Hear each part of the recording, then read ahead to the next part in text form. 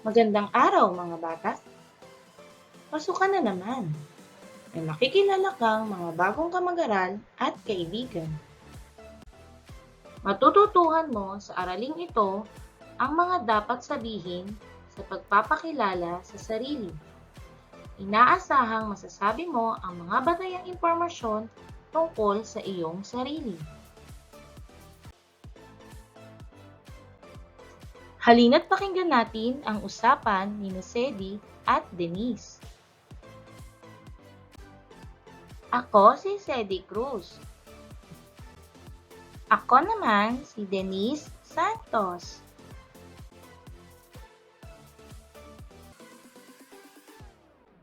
Bawat bata ay may pangalan. Ano ang pangalan mo?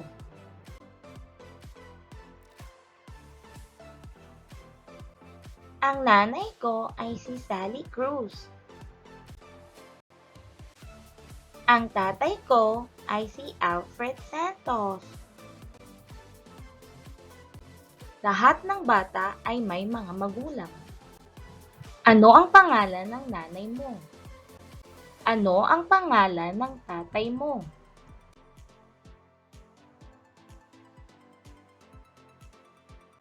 Kailan ka ipinanganak? Ipinanganak ako noong Enero 2014.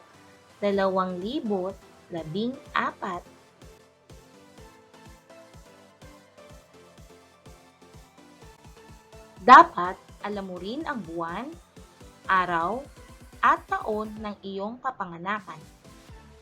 Ang buwan at araw ng iyong kapanganakan ang iyong kaarawan.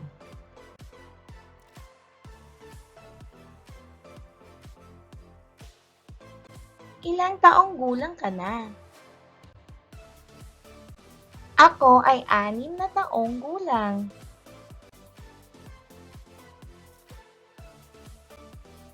Mahalagang malaman mo ang buwan, araw, at taon ng iyong kapanganakan. Ito ay upang masabi mo kung ilang taong gulang ka na.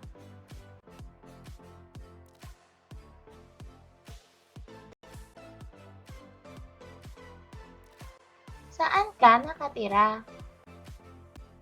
Ako ay nakatira sa 28B Tolentino Street, Pasay City. Mahalagang malaman mo rin kung saan ka nakatira sakali man na ikaw ay naligaw. Saan ka nakatira?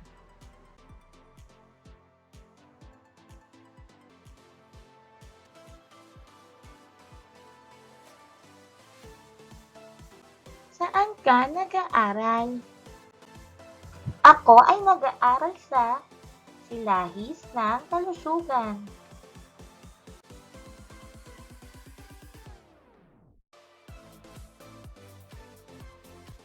Ang paaralan ay ang lugar kung saan ka nag-aaral.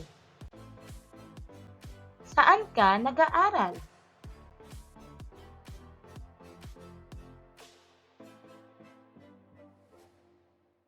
Saan matatagpuan ang iyong paaralan?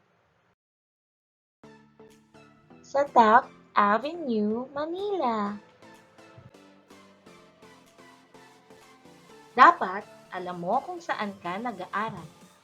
Hindi ka maliligaw sa pagpunta sa iyong paaralan kapag alam mo ang pangalan at lokasyon nito.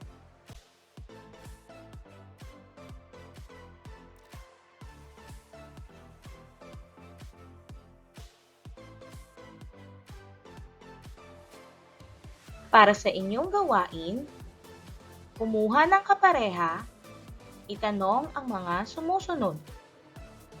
Ano ang pangalan mo? Sino ang nanay mo? Sino ang tatay mo? Kailan ka ipinanganak? Ilang taong gulang ka na? Saan ka nakatira? Saan ka nag-aaral?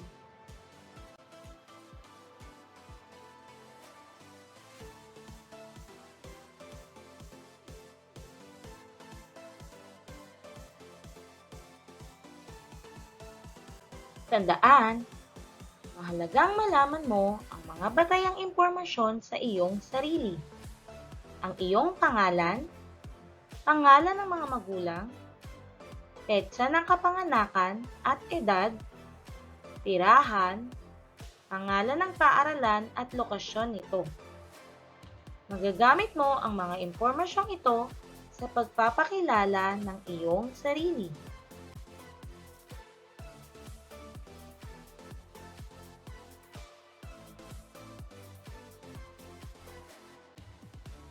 Salamat sa inyong pakikinig. Hanggang sa muli, paalam!